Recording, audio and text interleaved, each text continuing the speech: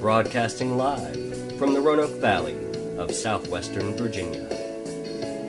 Join us and see what life looks like from a medium's perspective with Reverend Tracey Lockwood, the medium's medium. We'll explore the tools of psychic development, hear stories and experiences from the other side, and learn to listen to our natural intuition. Now, our host, Reverend Tracey Lockwood. Hello, beautiful lights, and welcome to another episode of From a Medium's Perspective. Today, I thought I would talk to you about the inhabitants of the astral and the mental planes of existence. The mental plane has also been referred to as the devashanic plane. Last week, we talked in depth about the 7 planes of existence. And just as a refresher, there is the physical and the non-physical. In the non-physical and physical, there are many planes of existence. And there are 7 that have been classically identified. The physical plane is the densest of the 7 planes. That's where we live right now in the physical, right here on planet Earth. And we are pretty familiar with how it feels to be here and what's around us. So I won't spend any time on the physical right now. The etheric plane may or may not be considered a plane in and of itself, but it's where we have out-of-body experiences, and we remote view, and we have astro travel. The etheric plane, we have an etheric body, an etheric double. It's the plane where energy is limited to the speed of light. That's as fast as it can go. And objects and things appear solid, and time is not consistent there, nor is space. It's a non-physical universe, but it's very much tied to the physical plane. The second is the astral plane. You might have heard it referred to as the emotional plane, and it is full of concrete emotional energy. It's where our consciousness is focused between lifetimes, and it's where we go when we finish our time here on Earth. It's where we cross over to. It's where our loved ones generally go, and the members of our soul family gather until we reunite and can rise together to the next level, or as individuals. The astral plane, energy travels faster than the speed of light, but it is still limited.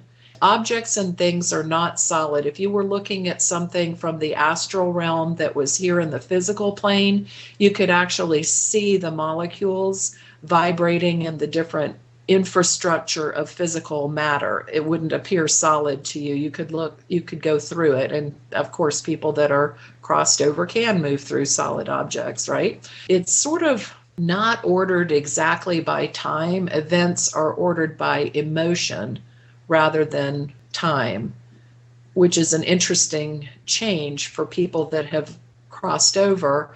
Space in the astral plane is constantly changing, and it, of course, is a non-physical plane.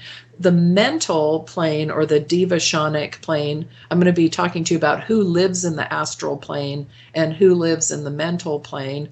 The mental plane has also been called the devashanic plane. C.W. Ledbetter uses that term for it. Other people have used the term causal plane too, but we're going to just call it the mental plane. Some people differentiate between the mental and the causal plane. It's concrete intellectual energy, one of action and alchemy. It's the plane of existence where the universal mind resonates. You know it better as heaven. The plane where religions are created to assist us in understanding the divine. It's where images of streets of gold and mind-to-mind communication occur. The Buddhic plane is the highest plane specifically related to creation. Its medium is abstract kinetic energy.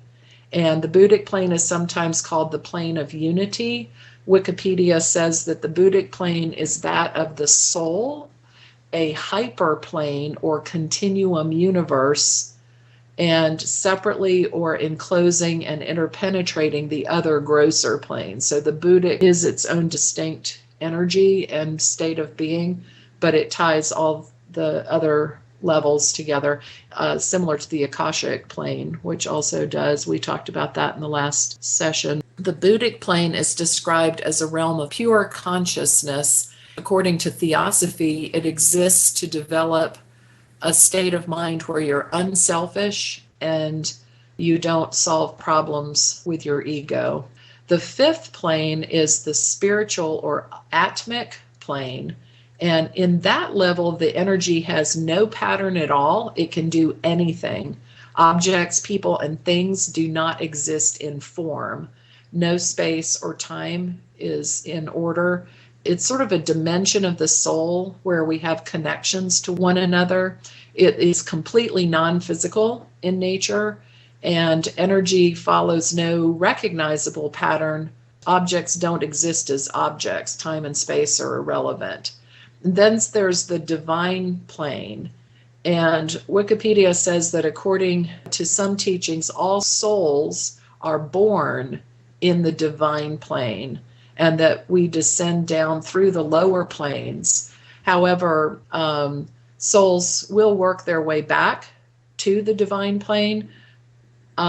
So that process of evolution of the soul, and on the divine plane, souls can be open to conscious communication, and things are known as absolute, and they can receive knowledge about the whole nature of reality. Rosicrucianism teaches that the divine plane is where Jesus remained in his Christ consciousness. And then the plane above that is our monadic or logoic plane. Logo, as in word, is one of the highest planes. It's been described as a plane of total oneness, where the I am presence dwells. The monadic plane is the plane where the monad or the Holy Spirit or oversoul is said to live. The thing that is really interesting to me is that each plane has its own particular characteristics. So the inhabitants of that plane live by different laws of being. They have different abilities than we do here in the physical, but their abilities are really natural in the plane that they are. And so what's normal in our plane might seem impossible to us, because each of the energies in the levels of the non-physical universe is less dense than our physical plane. The inhabitants of the non-physical planes have a lot more freedom in manipulating energy. So a non-physical being can appear to have superhuman powers and abilities, but actually it's just operating within the laws of that level of existence. And those abilities are perfectly natural within that plane. For example, materialization and dematerialization, or disappearing from one place and appearing in another, or being able to be present and aware in more than one place simultaneously, that's kind of normal in a non-physical plane. I wanted to talk to you about the people and what it's like to be in the astral and mental planes. And there's a website called Plotinus, Plotinus.com. They said that the etheric body is usually divided into two parts. The first is the etheric double, and they say that that closely resembles the ordinary body. It extends out maybe an inch beyond the surface of the skin and provides the framework for subtle energies on which the material body is built. It contains a series of channels, the meridians that you hear about in Oriental medicine, and energy centers, which you hear about as chakras. They have a really important role. Sometimes when you're looking into the auric field and trying to see someone's aura, that might be the first thing that you see. It might look like a little bit of gold or white running along the edge of the person, like about an inch from there. The second part of the etheric body is called the aura. It's also been called the sphere of sensation. And the reason they call it that is because our aura is the part of us that perceives. They now think our mind isn't actually located within our body at all, that it's around us. The aura is roughly egg-shaped field of energies that surround the etheric double and extend out several feet from the physical body. It serves as the interface between the etheric body of the individual and that of the cosmos. All the forces of the universe are reflected on its surface. It's a really amazing part of us as living beings. That was the etheric body. The astral body, you can think of it as a field of energy that occupies about the same space as the aura, but it's constantly shaped and reshaped by the patterns of thought and feeling. And that's not just your thoughts and feelings, but also can be indented or impressed by the thoughts and feelings of other people. And people that are particularly empathic need to make sure that you can separate the thoughts and feelings that belong to you from the thoughts and feelings that you're picking up, and be able to maintain control of your own energy field. All images, words, and sensations affect the astral body. It interacts freely with the astral level of the cosmos and with the astral bodies of human and non-human beings. And it contains most of the parts of our self that we normally think of as our mental or inner self, our intellect, emotion, imagination, will, and memory, the instruments that create a concrete consciousness. The astral body is also the basis for the individual personality. What does the astral plane look like? Who lives in that astral plane? In the astral plane, the human categories fall into two groups, the living and the dead, or rather those who have still got a physical body and those that don't. And so we don't really think about physical people being in the astral realm most of the time. You know, that's kind of an odd concept, but someone who is considered an adept, who has mastered some of the perspectives and abilities of dealing with the energies of both the subtle and unseen realms and the physical realm, and their students usually use a vehicle that isn't the astral body, but it's the mind body working in that realm. A living person that has mastered some things and their students. This is according to C.W. Ledbetter. The second kind of person that you might find there would be a psychically developed person who maybe isn't under the guidance of a master. And I don't mean master like slave, someone who's already progressed a ways and they're not studying under the tutelage of anyone who's developed their abilities. And so they may not be spiritually developed, because sometimes some forms of accessing the astral realm are not really soul development, and they appear in their astral body rather than their mental body. The mental body is considered higher than the astral body because they don't know how to function in the mental vehicle really well. So they might be there in the astral realm. The ordinary person, that's every single person on the planet those that don't have any psychic development, they float around in their astral body during sleep, more or less conscious, depending on their level of awareness. And a fourth category that Ledbetter gives us is the black magician. It's a dark magic, and their students, and they would be manipulating the energies of that realm. The second inhabitants of the astral realm are the dead. Ledbetter says it's an absurd misnomer to call someone dead because most of the entities that are classified under that heading are fully alive, as we are, and they're just not attached at the time to a physical body. And there are actually 10 classifications of the dead, which I found interesting. The Nirmanakaya, the people that have earned the right to the perpetual enjoyment of nirvana, they've passed, and so they can be wherever they wish to be, and they may have left that higher Buddhic consciousness state in order to devote themselves to working for the good of mankind. So they would be a highly developed soul that decides to work with living people when they're in a non-body state. I mean, living people being in the body state and them being in the non-body state. Another category of the dead might be someone who is a pupil. someone that's opening and interested in learning. Maybe somebody who hasn't incarnated again, they might be waiting reincarnation.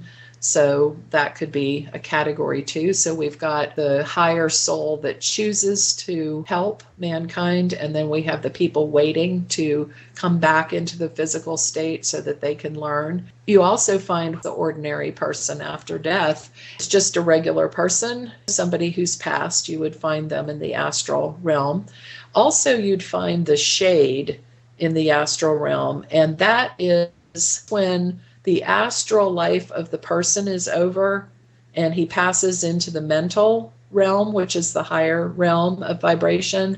But just like when you die here, you leave a physical body. When you die in the astral plane, you leave a disintegrating astral body behind you as you move to the mental. Then there's one called the shell. And this is just a astral corpse. It's disintegrating. There's no mind connected to it. You might have seen like shadowy, mindless beings sort of drifting around. They could be just astral corpses. They don't have anything going on. When we come back, we'll talk about the other inhabitants of the astral realm and go on and talk a little bit about the mental realm too. Talk to you then. Now back to our show from a medium's perspective, with host, Reverend Tracey Lockwood. Welcome back. If you missed the first half of the show, and if you'd like to listen to any of our other episodes, you can find them on my channel, Medium Tracey Lockwood, on YouTube. And while you're there, please subscribe. I'd appreciate it. If you'd like more information about private readings or private psychic or mediumship tutoring, or if you'd be interested in my professional psychic mediumship certification program, please find me at mediumtracylockwood.com and feel free to contact me directly. Thank you so much. So we were talking about the different inhabitants of the astral realm, and we had talked about the human inhabitants that were living, the adept and his pupils, the psychically developed person who doesn't have someone to train under, the ordinary person that just goes there during sleep or in an unconscious state, and the magician and his pupil. The dead was the second category, and we talked about the high souls. And the pupil that is awaiting reincarnation, the ordinary person who goes there after death. And we talked about the shade, which is when the astral life of the person is dying and they're starting to grade into the mental realm. And the shell, which is the astral corpse that's just floating around like flotsam and jetsam out there. And so number 6 in the category of the dead that inhabit the astral realm. One is the vitalized shell, and it's only its outer vesture, like the senseless shell that used to be attached to a person. When somebody with evil thoughts thinks of things, you can have a shell that's activated by the negative thought form. And that's kind of scary to think about that people do that, but it does happen. So you might encounter a shell that seemed to have some type of thought attached to it. It's probably a darker being. Could be someone on the earth plane that is using their negative thought forms to try to mess with somebody. Another category of people that could be there are people that have committed suicide or that are the victim of sudden death. They do, just like the rest of us, go to the astral realm, or most of us, depending on our original state of being. The vampire and the werewolf, and you're going, what? That's not real. But apparently it is possible for someone to live a life that is so, as C.W. Ledbetter puts it, degraded and selfish, so utterly wicked and brutal. I just love his language, that the whole part of their lower mind gets all trapped in the desires, the emotions, And when they separate their physical body, not focused on God or good things or love and light, they could very soon after death find themselves unable to stay in the astral realm and be drawn to the physical realm. They preserve themselves with a transfusion into the body of blood that's taken from other beings by this semi-materialized astral form, and kind of delay full transition to the astral, and it's just considered murder. That's just kind of creepy and dark, and I don't usually spend time talking about lower vibrational energies because I don't think they deserve our focus. Don't spend a lot of time thinking about that, although now you're all freaked out, probably. Sorry about that. The other is also a creepy one that Ledbetter does talk about. It's the werewolf. Basically, it's happens to someone when they're first in physical form, and it usually has to do with dabbling with magical arts, being able to project the astral body into a less developed being, which is usually some sort of wild animal. And of course, the classic example would be a wolf. So their astral body would be inhabiting a living animal, but satisfying their base desire for injuring and eating. Yeah, you got it. Anyway, we're not going to talk any more about that one. There is also the person in the gray world, and that's when someone leaves their body at death and they take the etheric part of the body with them, the etheric matter, but the etheric matter is partial, and so they're kind of between worlds. They've lost the physical body, but they can't use the astral body because they're still holding on to the etheric body. And you can live a while like that, but unfortunately it is just for a while. And that's that kind of foggy place where people are restless and they can't see clearly the physical, but they can't really see what's going on in the other, and they can catch a glimpse of what's going on in the world, but it's like looking through a heavy fog, and they wander and they're lost and helpless. Basically, they're afraid that if they let go of their consciousness, that they'll lose their ability for being conscious for the rest of time, and so they hold on to what's left of them. But at some point, the etheric double starts to disintegrate, and then they can go on to the happier, fuller, and much more expanded life. Those are the types of people you might want to help cross over, to explain to them that they'll be safe and that they can cross over. You don't always want to cross somebody over, and there are reasons for that too, but in this case, that would probably be a good category, the grays, the ones that are just caught between worlds and are confused because they can't let go of our world, but they need to move on, but they can't see it clearly. They're sort of just confused and lost. The 10th category of the people in the astral realm are the magician and his pupil, and that's when the individual is trying to evade the natural process of spiritual evolution by living in the astral life via magical arts, and that is considered atrocious and bad form. So we had our human people that live in the astral, but there are also non-human people that live there. The most convenient method of organizing them would be in 4 classes. We've got the elemental essence, and that belongs to our own development. I'll just list them here. The elemental essence, the astral bodies of animals, nature spirits of all kinds, and the devas. Devas are often called the angels or sons of God. They're high ranking, and so they would be the non-human, the astral bodies of animals, nature spirits of all kind, our elemental forms, and devas, the angels or gods. And then there's some artificial inhabitants of the astral realm.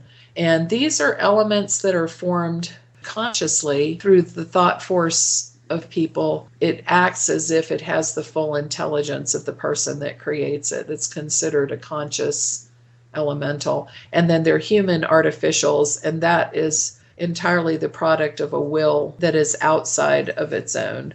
So they're kind of like thought forms with bodies. Kind of weird to think about because we don't talk about this kind of part of life, but anyway. So that's the astral realm with all its wild and weird inhabitants, the living, the dead, the artificial beings that inhabit the astral realm. It's a much busier place than we first imagined, I'm sure. And we're going to talk to you about the mental or the devashanic plane. That's a lot simpler plane. That's where the universal mind lives. It's where the streets of gold are, the mind-to-mind communication. We've heard it as the heaven world. People that live there are people that are in physical bodies still, but they can be studying, they're learning spiritually, so they might be visiting there in their sleep or in trance. The people that are out of body can connect their consciousness to that level, and they just have to wait until their body begins to resonate to that. And the devas, the angels, live there. They are different levels of heaven too, and I really like the fact that Ledbetter explained it this way. He said that if we're involved in the process of human evolution, like we're trying to better ourselves in the fifth heaven, which is part of that mental plane, each soul has an orb form. They're kind of a colorless film that's almost invisible. And as the personality and ego of that person develops, that orb body begins to show a shimmery iridescence, like a soap bubble. Maybe some of you listening have seen orbs and you've wondered, like, they look like a soap bubble, they have iridescence, the colors kind of play over its surface. That's somebody who's talking to you from the fifth heaven. It's just really incredible. I want to read this section to you. They're composed of matter inconceivably fine. This is Ledbetter talking. Delicate and ethereal, intensely alive and pulsating with living fire. It becomes a radiant globe of flashing colors, high vibrations sending ripples of changing hues over its surface, hues that the earth knows nothing of, brilliant, soft, and luminous beyond the power of language to describe. And as the soul grows and is able to receive more and more from the inexhaustible ocean of the divine spirit, which pours down through the thread like a channel, it expands and gives wider passage to the flood till the next subplane, and it might be imagined like a waterspout connecting earth and sky, and higher still as itself a great globe through which rushes a living spring until the causal body or mental body seems to melt into the inpouring light. The thread between the watcher and his shadow becomes more strong and radiant within every change. The morning sunlight has changed into noonday glory. This is thy present wheel, said the flame to the spark. Thou art myself, my image and my shadow. I have clothed myself in thee, and thou art my vehicle of consciousness and shield. Be with us when thou shalt re-become myself and others, thyself and me. Ledbetter goes on to say that souls that are connected with a physical body can be distinguished from those that are out of body by the different type of vibration that's set up on the surface of these orbs. Therefore, it's easy to see whether someone's in body or not at the time. So the sixth heaven is that great city. It's like a peaceful countryside. It's the life after death place that we go. And the people that live there are just souls that have deliberately tried to develop their spirituality and live on that plane. And they're really tuned into and receptive to influences from the higher planes. They're listening to their guides and angels and masters of spirituality. And the souls that live on that plane can continue to grow. The seventh heaven is considered the most glorious level of the mental world, and that's where the masters of wisdom and compassion and their initiated pupils live. And there's really no way to describe or compare the beauty and wonder of that realm. The beings that live there have accomplished the mental evolution. The light of the highest shines through them. Their perception is free from illusion. Their veil of personality has been lifted. And they know and realize that they are not the lower nature, but only use a lower body as a vehicle for experience. And at this level, the soul is really conscious. We are at time here, so I wasn't able to talk about the non-human aspects. I look forward to seeing you next week for another episode of From a Medium's Perspective. And remember, it's never inappropriate to be kind. And without integrity, you have nothing.